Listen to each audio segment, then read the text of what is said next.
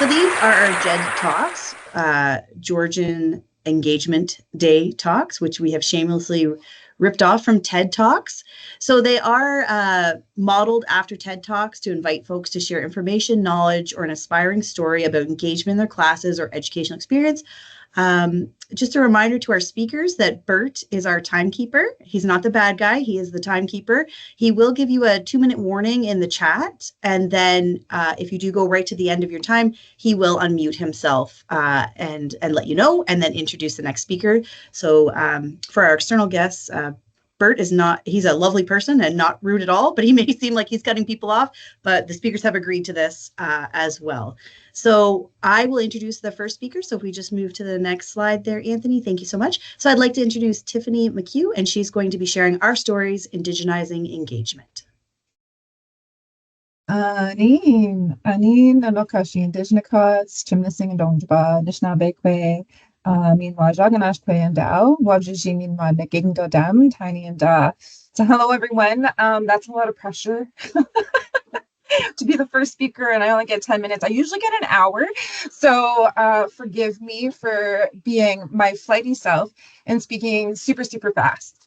Again, hello everyone. My name is Tiffany McCue, and I'm the Indigenization Initiatives Lead here at Georgian College, and I've been invited to share something about Indigenization. So what I came up with to kind of have a discussion today was the importance of our stories, because every story has so much importance when it comes to the topic today, which is engagement, right? So how do we engage our peers? How do we engage our students?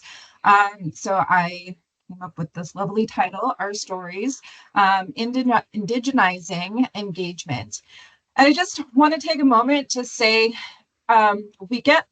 I often get, and many of us here at the college, we get lost in this idea that Indigenization is just for Indigenous people.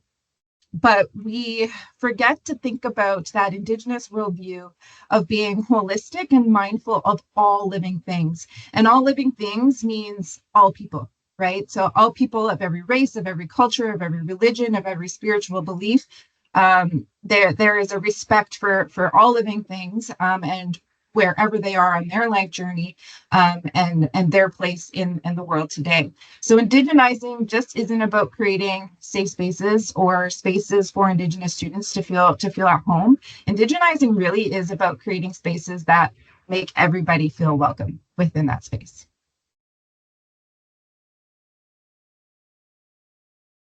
Oh. And it doesn't look like it wants to share the right screen. Oh, there we go. Perfect. Okay, so our stories, Indigenizing Engagement, and I picked this lovely picture of an event that Indigenous Services did in partnership with the Barrie Native Friendship Center and the Barrie Film Festival last year. And these three women showed up and shared their personal stories after watching the Gord Downie movie Secret Path, and their personal stories and their personal triumphs and their personal experiences just made the event so much more engaging.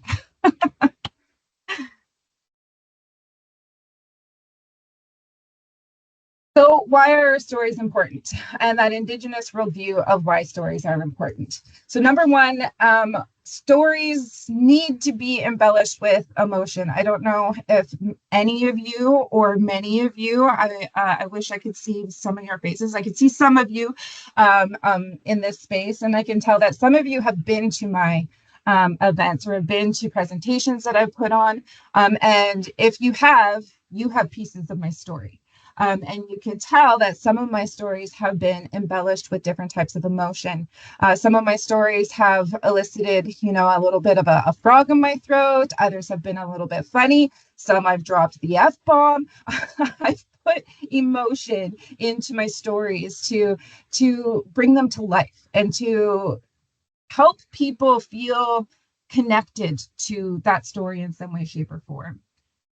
Because it's important that stories bring on emotion. Stories have to bring on emotion in order to capture the audience, to capture the listener, right? So, and for the listener to be able to remember that story. When I engage my classrooms, when I first walk into a classroom, I like to engage my students in this little exercise that I'm going to do with all of you. We're not going to have time to do it, but I'm going to plant the seed of doing it, and get to know who my students are, where they come from, why they're taking this program, and what they're hoping to do with this program. And that starts to open that conversation of their personal story. And some of my students will go really in depth into their story. Others will just kind of play around in the shallow water, which is okay. And that's always an option.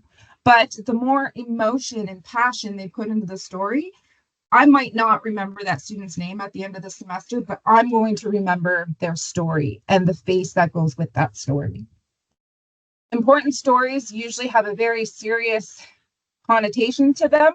However, for Indigenous peoples, at least, humor is really, really essential. There's always some sort of quirk or some sort of underlying joke that is put into a lot of our stories, even our personal stories. Stories are used to teach life lessons. They help educate, they entertain, and they maintain our own cultural identities. So again, culture, we get stuck on this idea that culture is, is associated with religion or race, and that's not true. Culture is our family culture. Culture is our Georgian culture. Culture is our classroom culture, right? So when we use stories in these different spaces, it helps maintain the culture of those environments. They're used to carry on history. I wouldn't remember a thing if I wasn't able to associate a story with it. They're really, really important for Indigenous cultures, and I'm learning this as I have multicultural and multi-race classrooms, right? So when they get to bring their stories and relate their stories to the stories that I'm sharing, it helps them retain their personal identity. And the one thing that I really love about Indigenous stories is that it respects the individual's intelligence. So when I share a story, I'm not giving a prescription. I'm not saying you should do this or you should do that. Instead, I'm saying, you know what? This happened to me and this is what I did. And it's up to the listener to use their own personal intelligence on how they're going to utilize that story or just kind of sweep it under the carpet like it doesn't matter. So it honors that intelligence of the listener to be fully, to walk fully within their own autonomy. So first and foremost, if you're going to share a story, you got to get out of this idea of non-disclosure. So this concept of non-disclosure is a very Western practice that is grounded in power and control.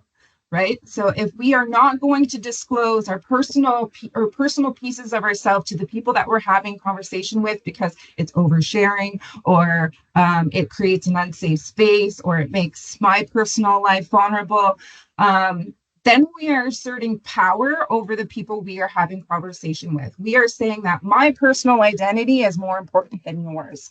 And it just continues to reassert this power and control, especially if you're working in places like social services or trying to support people overcoming obstacles or traumas within their lives. Non-disclosure really disconnects us from our family, it connects us from our friends, it connects us from our community, and it really disconnects us from ourselves. So if we don't have an opportunity to really look at ourselves and our own stories and be able to tell those stories and connect to others through our stories, then we just become completely disconnected, which at the end of the day is very dehumanizing. So if we're not able to connect with each other, we're losing that human connection. Disclosure through personal story can create harmony outside of the power over others. So if I share bits and pieces of my personal story with you, you are able to feel connected to me in some way, shape, or form. Oh, I can relate to her, or maybe that didn't happen to me, but I have empathy. Oh, that gives me an idea of how I can support this student, right? So that harmony and that human connection that stories can create through disclosing pieces of yourself. Stories, personal stories can also be inspirational. I know that I have been very inspired by people who have shared their stories with me throughout their life, and their stories have really helped me get to where I am today. And today I continue to use my stories and my life experiences to hopefully inspire others to say, you know what, like I can reach for that star. I can reach for that job. I can, graduate from school. I can overcome addiction. I can overcome trauma. And again, those personal stories, they help teach life lessons that might have been sought out through personal experience, right? I know my mom has told me some stories about her teenage years, and I'm glad that she disclosed some of those stories because it taught me some of the things that I didn't want to do as a teenager. Not that I was a great teenager by any means, but I did get some life lessons through those stories. And stories, once again, that disclosure engages your audience. It lets them know that you are real, that you are human, and that you're not just there in this robotic state of mind, regurgitating a syllabus and a work plan that someone else created. It puts you into the work. So, some very quick, easy steps. Let's begin indigenizing the way you engage. Be comfortable in your own identity. That's the very first step. Know who you are. And for me personally, and this is just my own personal experience, I had to learn how to love myself. I had to learn how to love myself before I could really, truly engage with others. So that is my very first recommendation. Learn to love yourself, and it's easier to love the people and the environments that you are surrounded by. Loving yourself is part of understanding who you are, where you come from, why you are here, and where you are going. And once again, when you start to dive into that concept of who am I, where do I come from, why am I here, and where am I going, it has a lot to do, or you can start in the shallow waters or you can dive deep. I know when I first started answering these questions, they were very, very simple. And now when I answer them, even when I say my short introduction, deep in my spirit and my heart, I am diving deep in it with a really, truly deep understanding of who I am through these 4 questions. So I just want everyone to take a moment to think about a statement from your own personal story that informs who you are today, a statement that you might be able to take into your next conversation, a statement that you might be able to have in your classrooms that create engagement, that create a sense of belonging, a sense of connection. And I just have some examples here. One of my favorite statements, and I know this has engaged many people throughout the years, is I want to be a grandma when I grow up. I had a really beautiful grandmother. She taught me so much about being a matriarch and that connection. And because of that, I want to be a grandma when I grow up. What I'm saying in that statement is, even though I'm sitting here at almost 41 years old, I'm not grown up yet. And I'm okay with that. I'm okay with being a hyper little hummingbird. You could say things like, my mother taught me, or going through this experience gave me this strength or this ability or this understanding. We're not going to share our statements, but it's just a way, it's that way to start thinking about how you're going to use personal disclosure, personal story through your engagement practices. The second step, the next step, 3 ways that you are invited to adopt into your practice are the next 6 grandfather teachings. We already covered 1. The first one was love. So at first, you need to be brave enough to speak your own truth. So that for me took time. It took a lot of time, especially when I come from communities and families where there's a lot of lateral violence, where there's a lot of gossip, where there's a lot of discrimination and judgment, right? So it took me a long time to really feel brave to speak my truth. And then one day I woke up and I realized my truth is my armor. If I can wear my truth as armor, then when people are talking about my truth, when I'm not in those spaces, I don't have to worry because I've already disclosed it. I've already shared my truth from my perspective, and those that matter don't care, and those who don't matter are the ones that are going to try to create harm, but because they don't matter, that harm's not going to exist. So you need to be brave enough to speak your truth. And of course, we're in an educational setting, so sometimes we don't dive into the deep depths of our truth, but little pieces of our truth really help put the human back into the work that we're doing. Be honest Oh, Tiffany, sorry to interject. We are at our time limit. I don't know if you can wrap it up and do like a oh, little quick 30-second wrap up or something close to that. That would be amazing. okay, And bro. sorry to I cut didn't you off. see the 2-minute marker. I didn't have my chat up. Yeah, that doesn't That's work. okay. Okay. Okay, I am wrapping it up. Be honest within your own wisdom.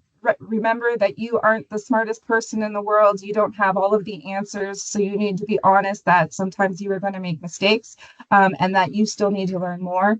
And show respect to your audience, your students, your peers, your colleagues, community, children, family, through being humble in the space that you are. And then finally, everything comes full circle. Do not be afraid to ground yourself in your own passion by answering those 4 essential questions. Who am I? Brings you meaning. Where do I come from? Gives you belonging. Why am I here? Gives you purpose. Where am I going? Is that hope for the future. And then just ending this session with my favorite quote from the crocodile hunter, Steve Irwin. I believe that education is all about being excited about something. Seeing passion and enthusiasm helps push an educational message. Miigwech. That's amazing. Thanks, Tiffany. I don't know about you, but time flies when you're enjoying your presentation, and that one felt like it went really quickly. So sorry to hook you. The next up is Lisa Henderson, engaging ELL students in a non-TESOL classroom. And we'd just like to give a warm welcome to Lisa. And Lisa, just a reminder, I'll give you a 2-minute warning in the chat. And then if you don't see that, then you'll hear my voice pleasantly again. Thank you. So of course I've had some Wi-Fi problems this morning, so I hope that you can see my slides okay here. So my topic is engaging English language learners in a non-TESOL classroom. So I was hoping to get a little bit of insight into others' experience with this, but I know for time we probably can't get into that. So I'm just going to talk a bit about my experience and then go into some tips. So according to the Georgian College website, we have students from 86 countries speaking 52 different languages. So I think at least some of this material should apply to the majority of us. Again, I don't think we have time for this, but I am curious if there are people in the group who maybe have had a student in their class and they weren't sure if English was their first language, but they just didn't know how to address that. And then the tips kind of help with a little bit of that. So for my experience, I was hired in 2013 as an EAP instructor at Georgian College. So for those who don't know, EAP is English for Academic Purposes. So we have students coming into our program who want to improve their English language skills. It could be for personal reasons or professional reasons, but a majority of our students, their English skills didn't meet the requirement to get into the post-secondary program. So they move through our English program, and then upon graduating that, they can enter post-secondary. And in 2016, I started teaching Communication Essentials, so COM 1016 post-secondary course. So in that post-secondary course, I saw some of our EAP graduates come in. So I was able to make a few observations. So in that first class, I noticed that our EAP graduates sat at the back in the corner. They sat together and they weren't engaging with the other students, and the other students weren't really engaging with them. They didn't ask questions or raise their hand, and some of them failed or dropped out of the class. So transitioning from EAP to post-secondary can be very challenging for some of these students. Our class sizes are typically a lot smaller, and then the students in our classes know that the other students are all English language learners as well. So they feel a lot more comfortable asking questions or asking for clarification in that setting. And then when they get into a post-secondary class where there's a lot more students and they feel a little bit more self-conscious of their language skills. So these are some tips I give our students as they're leaving our program and going into post-secondary. This is for in-class, like more so, but this applies to online as well. It can be sort of modified to apply to online. But if they're in class, I just tell them to physically sit up at the front, to introduce themselves to some of the others in the class, like whoever they're sitting beside, and then to introduce themselves to the teacher after class or when it's a suitable time. Because I think that sometimes instructors feel a little bit hesitant to say, is English your first language? Like they don't want to maybe make somebody feel uncomfortable. So if a student comes up and sort of breaks the ice and says, I just wanted to let you know, English is not my first language. I may have some additional questions, you know, throughout the term, or if you have any, you know, extra information you can provide for me, I'd really appreciate it. But it just sort of opens that line of communication. I've also suggested that they form study groups with other students, that they try to stay off their phone during break so that they're open to like socialize or network and they're not closed off and other students feel like they're more approachable.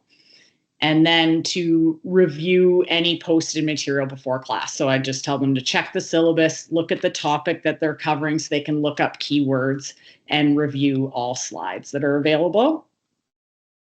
So I asked my students what they felt would be helpful for them.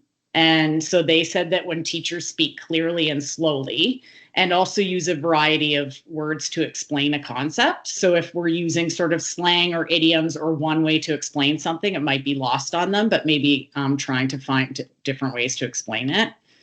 Repeat information about assignments, tests, and due dates. Make sure information's written out and it's not only verbal. And then assignments and tests being submitted in the same spot. So some of them were saying there's some times where it's like you submit something into a weekly learning or like a week's content, and sometimes it's in an assignments folder or sometimes it's in another place. So if we can have the same spot in a course or across courses would be much more beneficial for them as well, like an assignments test specific folder or a submission folder. They want examples. A lot of these are very applicable to what the keynote speaker was talking about too. With the think, pair, share, they want that time, that think time. So if you're talking about something where you may be calling on them for something or they need to, you know, share something, they really want that think time where maybe they do have to look up some other words or go over it with somebody first. So something else that I do with my students is really try to encourage activities outside of the class. Like some of them really need this to be able to create those connections. So I've created a Google Doc with kind of like things to do, things that are upcoming that they might want to join, a recommendation. And this is a Google Doc, so they can all sort of submit recommendations. Like maybe they've gone somewhere and they thought other students might enjoy that activity. And then like an anyone up for this column. So, hey, we're playing volleyball, you know, Thursday at 4, who wants to join? And then they can get like some side, you know, conversations going. Also trying to create like a study hall. So maybe it's a few minutes at the end of class where you could just put desks together or some chairs together. And maybe there's a topic in each section where the students can go and like get some peer help or go over a few things together. This is helpful as well. So just to kind of talk about what this does for the students. So it really gives them confidence. So if they have those relationships, you know, in the class and outside of the class, it can really help with things like loneliness and connection and integration. And also, of course, it helps with academic skills and achievement because it's the confidence to like raise their hand or ask a question or ask for clarification without feeling like everybody else understands what's going on and I'm not sure. So anyways, these are some tips. That's it. And yeah, hopefully it's helpful for people. That's wonderful, Lisa. Thank you so much. I love the tips about trying to integrate the students and giving them just building specifically about building confidence is a key part in engaging your students. Next up, we have Liane Cheshire, selecting course reading as an act of decolonization, what my students taught me. Liane, I'm going to pass it over to you. Awesome. And again, I'll put a 2-minute warning in the chat. And if you go over, then I'll give you the old hook. Okay, thank you so much. You can hear me okay? Gotcha. Awesome.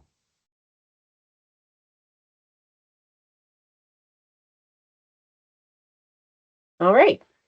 So first, I just want to say thank you to both Tiffany and Lisa. You both offered some really exciting information and experiences from teaching, so I appreciate that. My name's Liane Cheshire, and I've been at the college for over 25 years, and currently I'm a faculty in the Liberal Arts Department. And today I just wanted to share a little bit about my journey into decolonizing my courses this past semester. For those of you who don't know me well, I identify as a settler Canadian, a cisgendered, queer, middle-aged woman. So, as a seasoned prof, I felt pretty good about my courses, but I would have to say that that was, before the pandemic and the permeation of AI. Now I feel like my work has shifted focus overnight. I often feel a little bit overwhelmed by constant changes in technology, significant increase in cheating, integration of AI, and so on. Now, I understand that I'm starting this inspirational talk on a bit of a downer. But the point I want to make here is that over the last several years, I've been feeling so overwhelmed by these changes to education in general that when I began to hear the words decolonizing and indigenizing our teaching materials, I thought to myself, oh, I can barely keep up as it is. How on earth can I make more changes to my courses and teaching methods? And even though I care deeply about diversity and inclusion in my courses, and the fact that I actually teach about colonialism, racism, and so on, I really struggled to know exactly how to start decolonizing my courses. So I thought I'd mention this feeling of being overwhelmed because I wonder if some of you just might be able to relate to that. Oops, sorry. So today, I guess I just want to take a few minutes. I want to share with you how I decided to make one relatively small change in the reading selections that I used for a couple of my courses. I thought of these as, baby steps towards decolonizing my classroom. And they ended up making actually a really big difference for some of my students. And you might ask how I know this. Well, I was fortunate enough to have conversations with a few students who offered me feedback about my reading selection. And they told me that the content of the readings actually made them feel heard and seen, that they weren't alone in their experiences, and that they had permission to express critiques about sort of Western Eurocentric responses to their presence in higher education. So with the last few minutes that I have here, I just want to briefly outline what it means to decolonize our courses and offer a couple examples of readings that I used in this process. And my hope is that it will help encourage you to try something too. So just to be clear, there's many different definitions of decolonization, but the one that I want to use for us today comes from a source called Pulling Together. It's a guide for frontline staff, student services, and advisors by Call et al. 2018. So I'm going to use this definition and from them it's quite extensive, but I think it's really a great one to work with. So, and I quote, decolonization is the process of deconstructing colonial ideologies of the superiority and privilege of Western thought and approaches. On the one hand, decolonization involves dismantling structures that perpetuate the status quo and addressing unbalanced power dynamics. On the other hand, decolonization involves valuing and revitalizing Indigenous knowledge and approaches and weeding out settler biases or assumptions that have impacted Indigenous ways of being. For non-Indigenous people, decolonization is the process of examining your beliefs about Indigenous peoples and culture by learning about yourself in relationship to the communities where you live and the people with whom you interact. And that's on page 7 of that source. Now, initially, I think that when I started thinking about decolonizing my classroom, I was mostly thinking about the valuing and revitalizing of Indigenous knowing. But then I would ask myself, as a non-Indigenous person, how do I engage in this? And how am I supposed to engage my students in a decolonization process? When I look at this definition, though, I really like it because it shines light on the many aspects of decolonization and how this means that we as instructors can engage our students. We can engage them in many different parts of this process, and that can really definitely depend on our positions. So the actual readings that I use. So in a couple of courses, I ask students to select one of the readings that I post on Blackboard.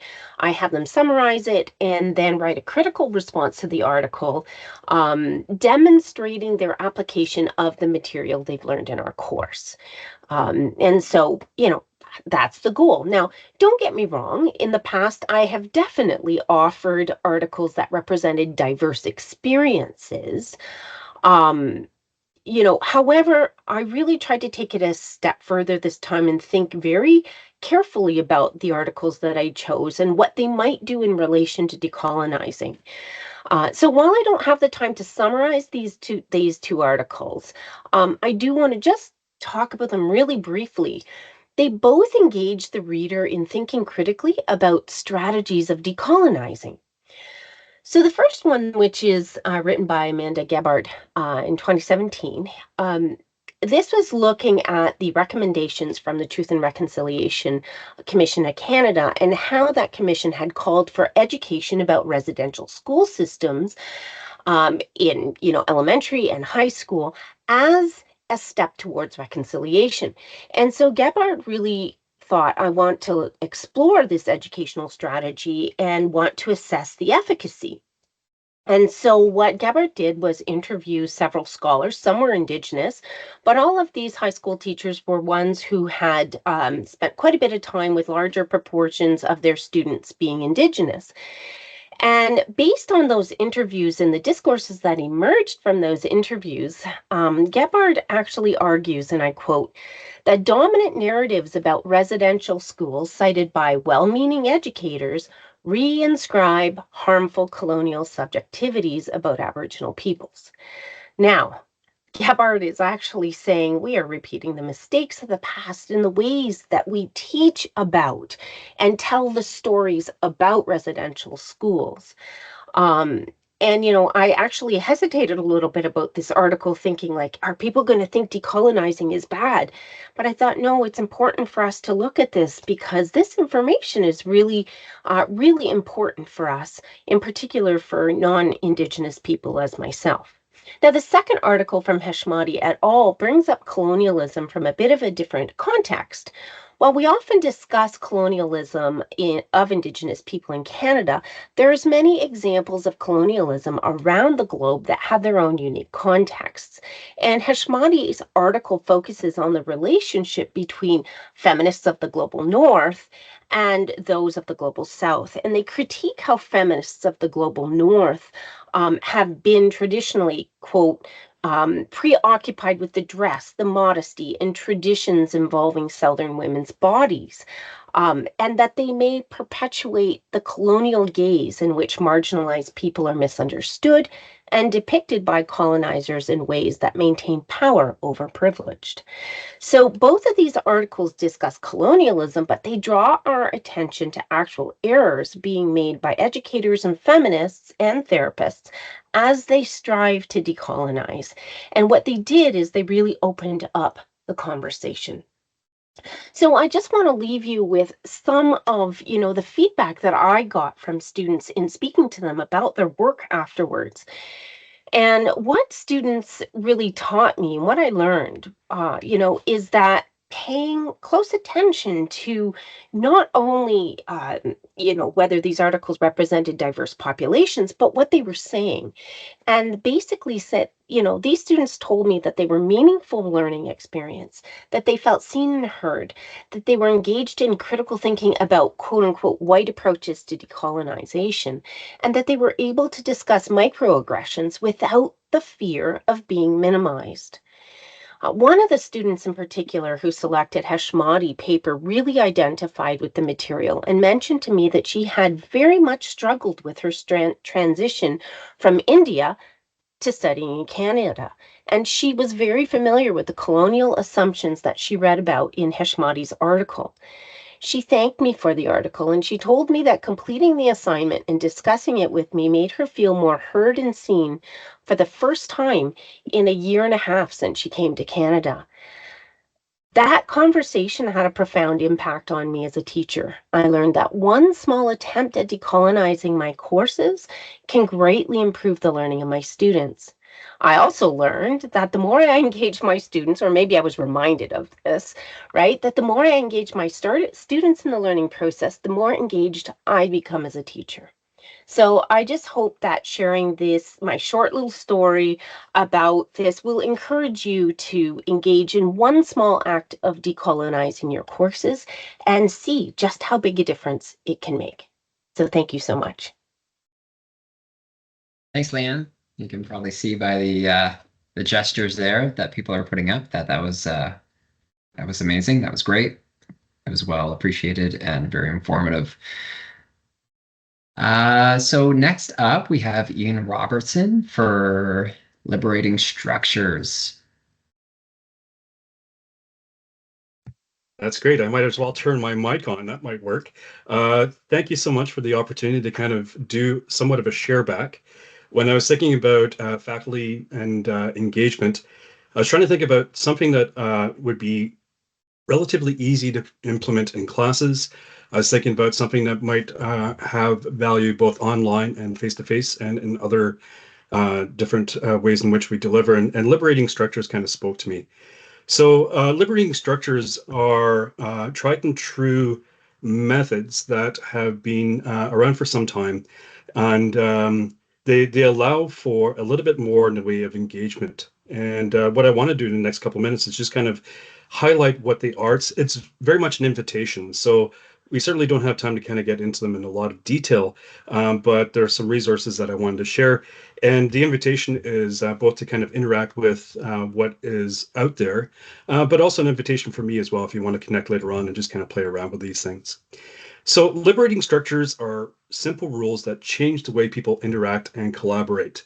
They allow for an increase in engagement and creativity and innovation. And there's a number of different examples. There's 33 tried and true methods or liberating structures that are out there. It's a concept that was introduced by Lepanowicz and McCandless quite a few years ago. And it's something which really is, it has strength because there are simple rules that people can kind of use. They're very defined.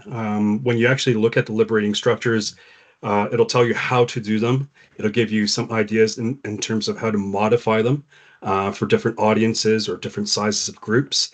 It'll tell you how to deal with common pitfalls. So what happens when you launch something and it doesn't quite land the way you'd want to do it?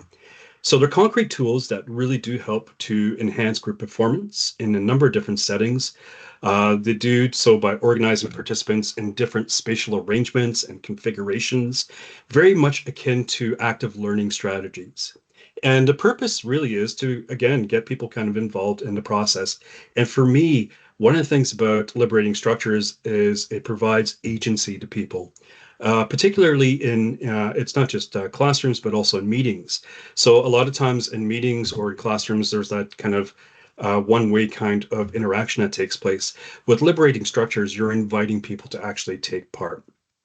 There are a number of different liberating structures, as I mentioned, 1, 2, 4 all, impromptu networking, TRIZ. These are all different names to the methodologies. And of course, they have informed some other iterations, if you will, of liberating structures as well.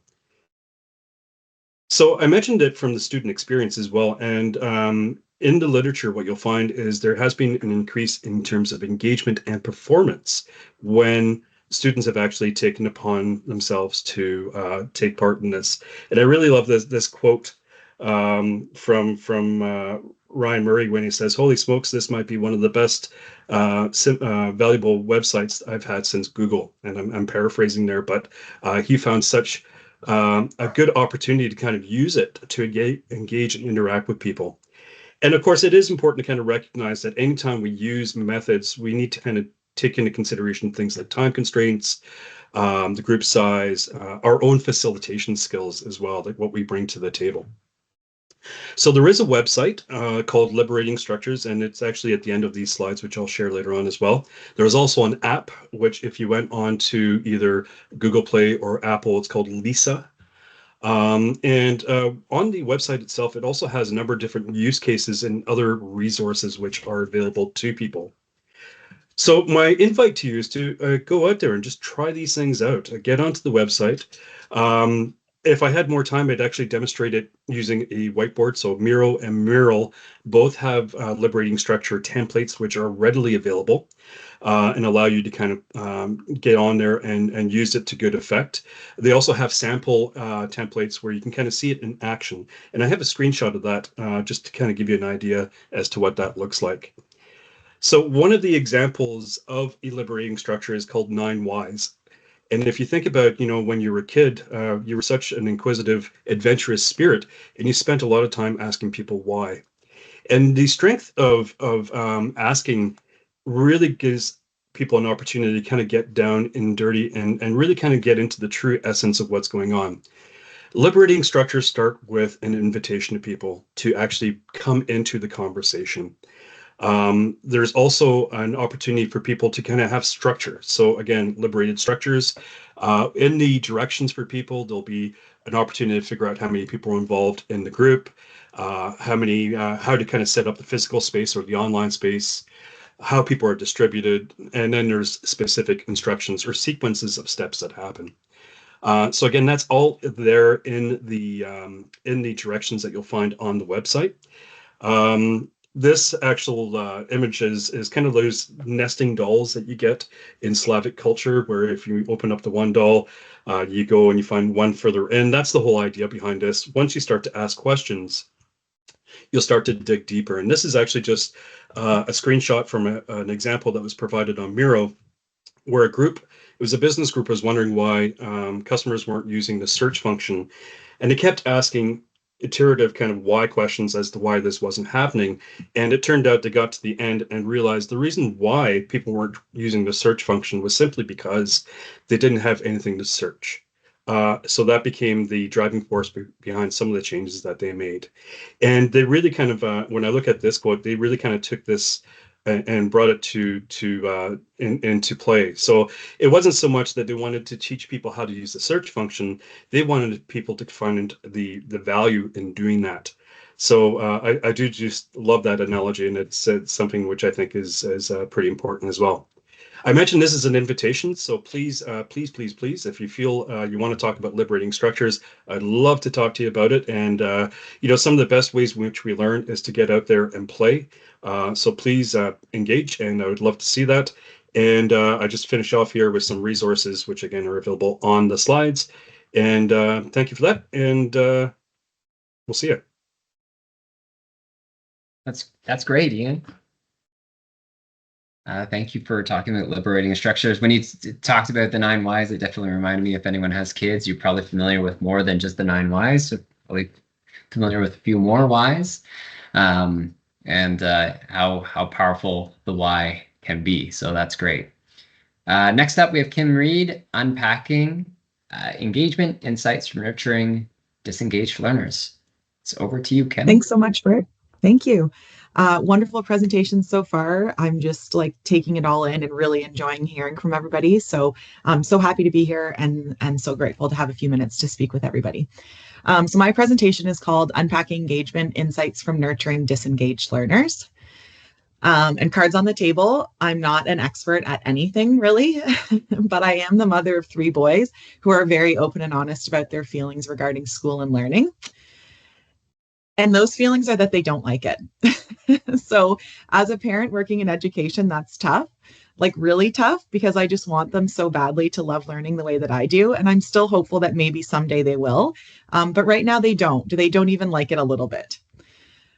So what are their biggest complaints? There are 3 main ones that I'd like to share with everybody today. The first one is I'm bored. The second one is I don't get it. And the third one is it's not fun. Anyone who has parented elementary school children can probably relate that you've heard one or all of these things at some point throughout your kid's educational career. I'm sure even though I'm a lover of learner now, I expressed one or all of these things quite regularly to my own parents. So in other words, I think now looking at it through the lens of an educator, my kids are saying I'm understimulated, I'm overstimulated, and I feel disconnected. And honestly, I get it. I look at the way that their classes are structured. I look at the way that they're asked to sit in seats. The classroom is still very much modeled after industrialism, and my kids are not butts in seats kind of kids. They're more like play outside, explore, using the space around them kind of kids. So it can be difficult. Their teachers have a pretty big task ahead of them to ensure that they are really feeling engaged in their classes despite kind of the physical limitations in the rooms themselves. These sentiments that my kids are expressing are also aligned with post-secondary and adult learning data as well. And adults obviously have slightly more complex lives, so there's a few more barriers added into the mix for adult learners. Some of these, many of these have already been discussed already today, so I'm just kind of reiterating what other folks have suggested. So the first one is lack of social connections and support. The second one is missing connections to the real world, so asking students to connect things to the big picture, to what their lives will look like outside of the post-secondary or outside of their education. A lack of passion, enthusiasm for content from the instructor. So students say that if their instructors don't seem engaged in the content, it's very difficult for them as students to feel engaged as well. Lecture or content heaviness. So this speaks to what Dr. Sachdeva was sharing with us this morning about the micro lessons, and a lack of learning support. So as others have suggested today, there's many times in our students' career when they're asked to do things that they've never really been taught to do. So please take this article and pull out some important pieces of information and transpose it into something that can be presented to this particular group. That may not have been a task they've ever been asked to do before. So there's a requirement for lots of learning support as well. Plus the factors already mentioned, which are overstimulated or understimulated and feeling disconnected to the content. And also stress in its many other forms. So some of the common stressors that our students or our adult learners experience could be trauma, exhaustion, balancing responsibilities, which I think was one that really came to the forefront during the pandemic when we all had lots of other things going on and we're still working or learning at the same time. And then managing change. So as Lisa suggested, there's lots of kind of life changes happening for many of our students, whether they're coming to us from another country or they're entering into kind of a different phase of adulthood, or maybe they're retraining, maybe they're learning a new trade or field. Lots of change happening as well. So that's a lot of information and data that makes things look pretty grim. And as Liane suggested, I don't want this to be something, I want it to be inspirational in some way. So however, there are luckily lots of things that we as educators and trainers can do to try to help support our students through managing all of the things that I've discussed. And I don't want to oversimplify what is obviously a very complex issue, but I am the type of person that says maybe we could just start somewhere. Maybe we can start with one thing, or we could try, a few little things and just see if they do have an impact. So perhaps we could try to keep it simple and start with a plan to just do 3 things. So watch, listen, and act. So in other words, we're taking a look at what our students need, what our students say, and how we can put this feedback into action. So when I'm talking about watching, there are many different things that we can do when we're observing our students, whether it's in a physical classroom together or whether we're observing their learning online. The first thing we can do is we can watch what they're doing. We can celebrate everything. So whether it's you gave this a good effort, or you've done a really great thing here, or you've learned something really important during this, it's important for us to celebrate all efforts. We also want to check in to see if our students have access to both mirrors and windows. So are they seeing themselves reflected in this course material? So as Liane suggested, are there things that our students are feeling really connected with because they have personal connections with it? And are there windows for them to look through into other perspectives or other worlds that they may not have had access to before? We're also checking, as Lisa suggested, observing social connections and checking for loneliness. So ensuring that our students are feeling connected to their peers. Dr. Sachdeva talked about this as well when she talked about the connection between students and content, students and instructor, and students and other students. Guys, sorry, I think I just dropped off there for a second. Hopefully it's still okay. Ensure that we're not trying to employ a one-size-fits-all solution for our students. We know that that is kind of the myth of the average is not a real thing. So giving our students lots of opportunity to choose what works for them and to bring parts of their authentic selves into the classroom. So if we're listening and asking our students and trying to hear their voices and provide opportunities for their voices to be amplified within our spaces, one of the really basic things that we can do is we can ask what our students find boring and we can avoid it. One activity that I've done in every class I've ever taught is on the first day, ask students to fill out, whether it's physically in the space on a chalkboard or virtually in a document, yes, please, and no, thank you. What do you hope to see this term and what do you hope not to see this term? We also want to ensure that our students are feeling space for autonomy and choice. These are adult learners, so it's really important that they feel that they have some agency in the learning experience rather than it being overly prescriptive. We can inquire about future careers, and in doing that, we can draw big picture connections. So I know that you're going to be an electrician. How could you use this skill in your future career?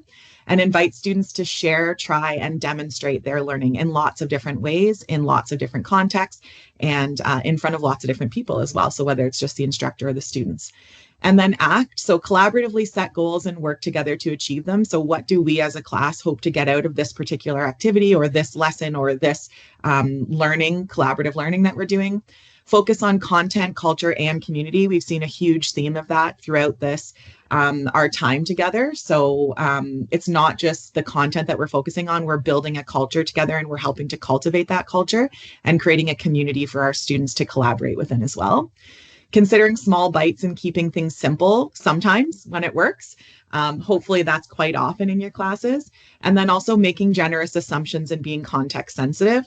The example that I can give for this is when I was a new teacher, I remember seeing a student walk in holding a coffee and thinking, wow, that's, you had time to get a coffee, but you didn't have time to be on time today. And now I just think that's such an embarrassing thought to have had passed through my brain, because maybe that student worked overnight and the only thing that they could do to get themselves to class in the morning was to get a coffee. So making generous assumptions instead of jumping to other assumptions is a really important gift that we can give to our students as well.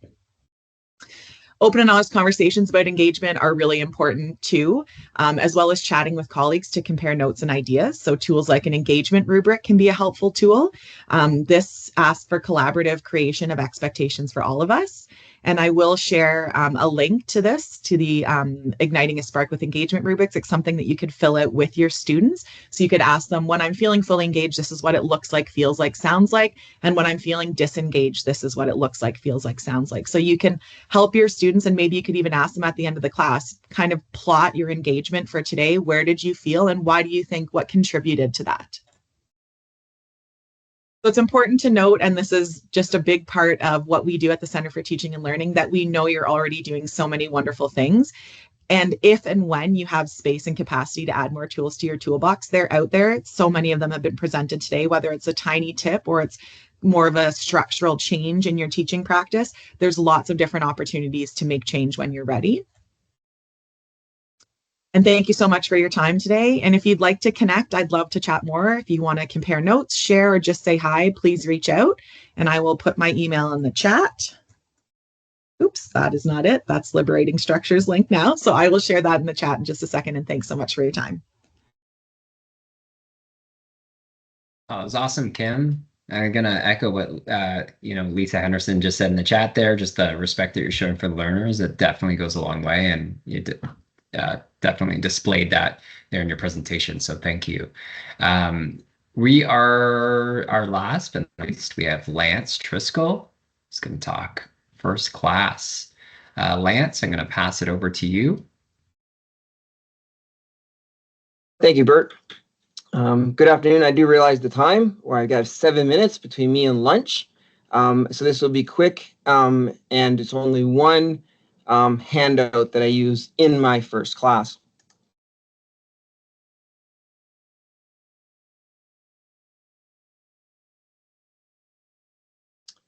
So I post this prior to our first class. This can be done online, synchronous or asynchronous.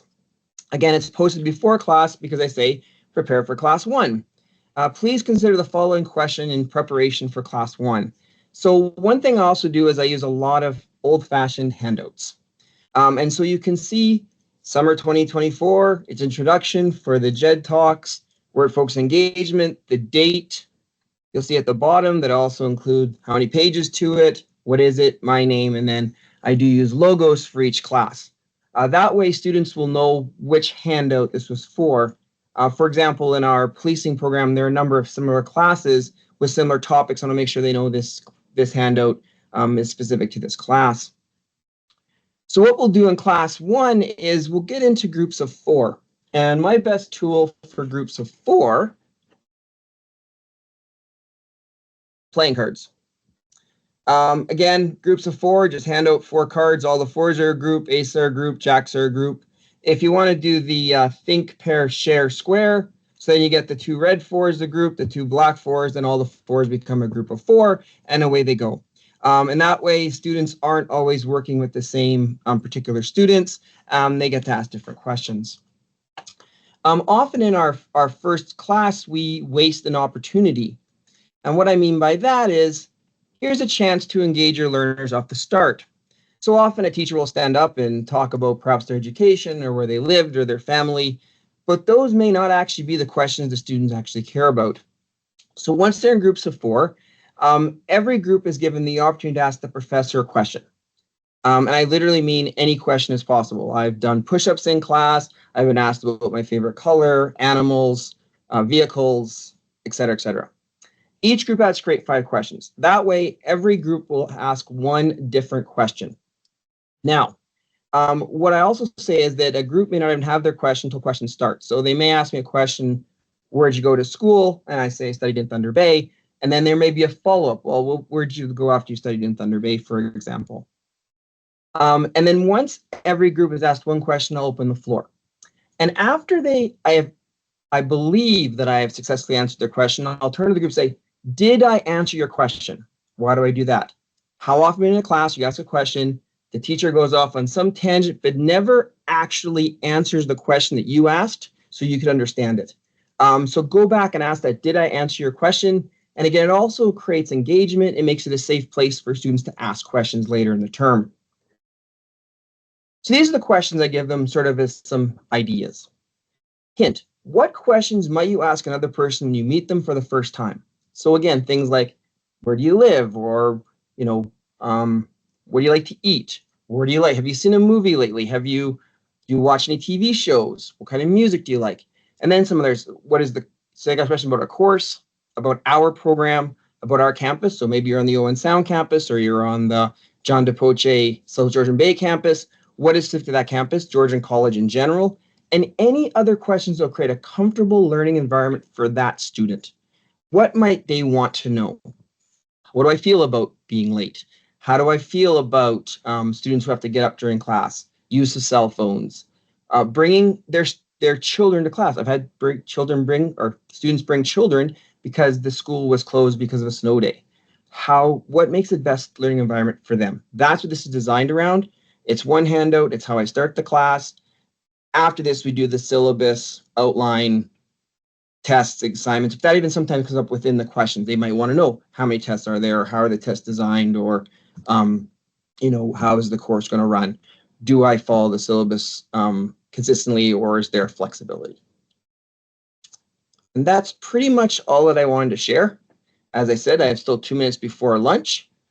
Thank you for listening. I have shared the handout if I want to use it. Otherwise, hope everyone's had a good morning. Thank you for all the presenters earlier this morning. It's been a fantastic day. And have a wonderful afternoon. That's awesome, Lance. Thank you so much. Definitely has that feeling of that Socratic approach where you're constantly giving the students a chance to ask as many questions and be informed and feel comfortable. And I know that there's probably going to be a good chunk of people that might look for that handout afterwards. So thank you. So at the moment, I just want to thank all the GED Talk presenters. You can maybe give a quick little round of applause.